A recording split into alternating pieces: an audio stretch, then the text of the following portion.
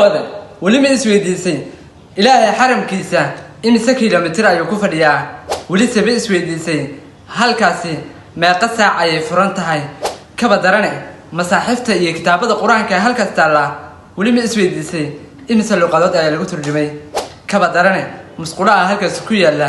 imise ay tiradooda la eg tahay xogahaasi iyo xogo kalaba muuqaalkan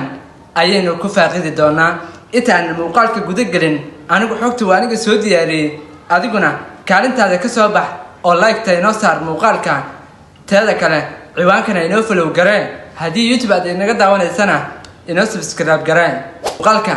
ayna bilownayna bixin baaxadda ay xaramka ku fadhiyo waa 2 milyan oo kiiloomitir oo isku beeran waxa uu qaadaa 2 milyan oo qofood yani halkaasi dadka uu qaadayo waa 2 milyan oo qofood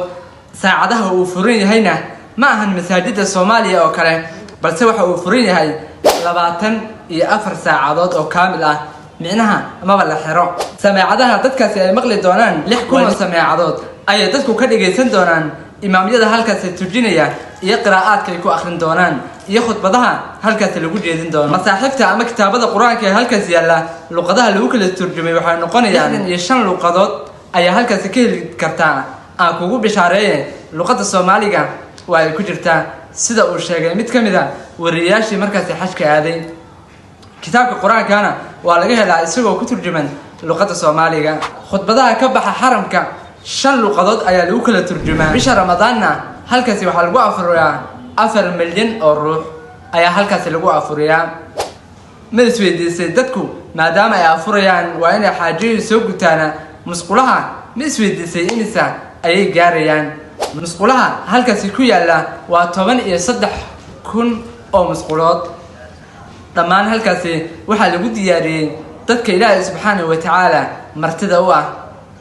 dhamaanteen waxaan ku wadareeynaa aadista xaramka iyo inaan booqano kuna tukano masjidkaas weyn inahaasi waa inaha ugu muhiimsan ee aan maanta doonayo inaan muuqaalkan idin kula wadaago